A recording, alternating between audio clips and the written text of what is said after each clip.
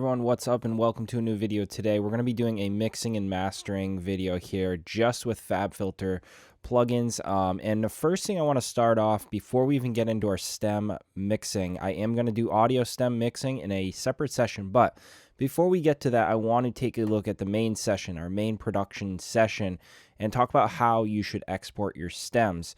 Now, you want to export them one by one. There's going to be situations when you guys can group stuff. You know, if you really nailed the mix in here and you want to group maybe some hi-hats or something and bounce them together, or maybe bounce all your effects together, by all means, there's going to be, situations if you want to do that for CPU, maybe an engineer requests them specifically. So keep that in mind. For me, when I'm doing it, I'm going to do them one by one. I like having everything just as is, as the session we have here. I like having my mix down audio session exactly the same, just in audio. But so what I do is usually solo them one by one, and I bounce them the exact same length. Sometimes people will, say this stem just ends here and never is going on here, for example. Sometimes people will just bounce from here to here. You can do that. It saves space. Totally up to you guys. That's not a huge, game changer, but I will tell you there's a lot of engineers, mixing engineers, that like everything the same exact length file-wise. It just visually is better for them. So what I do is go one by one, and I bounce these one by one. But for Logic users, you guys can just bounce them all by hitting export all tracks as audio files. For me, I like doing them one by one. It seems a bit more accurate. It takes more time, but it does grab things more accurately, buses and sends and stuff like that. It's a bit better for me. So what I like to do, the first thing you need to look at is your headroom going in your master channel. So I play every stem. I go through every stem and make sure it's staged low enough, which for me generally is between -10 to -12 on my mixer. I like having everything a bit lower. So I'll go to the drop and I open up the mixer and check everything out before I even bounce. So we know right here our drop aux is coming in really high. So I'm looking for anything else. These are all really low. These are low. My effects, that's good. My output to my master channel should be -10 to -8. Maybe -6 is a good spot, and no higher than that. So let's take all of these stems and bring these down.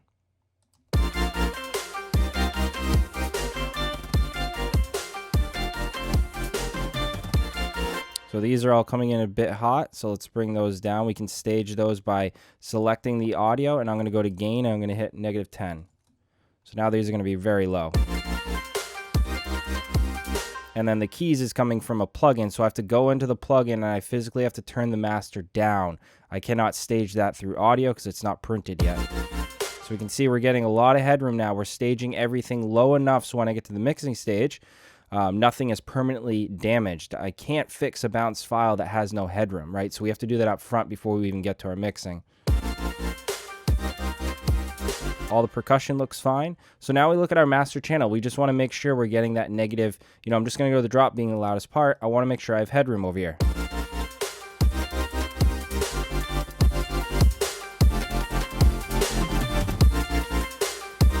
So this is where I can bounce everything. It's pretty low. You guys, there's going to be different engineers that want it lower. Some want it at -6. I'm between -10 and -6. When I get my files like that, it's perfect. So now we can move on. Now, like I said, I would just copy paste the name. So Command C, and I literally would hit bounce, and I'd go to my audio now, and I would do a 24-bit 44.1 wave format. Some guys will want AIFF. You guys can communicate with your engineer if you're working with someone. They will have specific formats here. I want no dither. So everything is going to be like this. And again, no normalize, and I'm bouncing the full length. So now I'll just hit OK, and I can just go into my multi-stems and name it kick, and I'll just do BNC for bounce. And then I hit bounce, and it'll grab just the kick stem. And now I will repeat every single time, every stem right now, to do the exact same format. So that's it for this one here. Now we're going to jump into the actual stem mixing, the main session, to start going on that.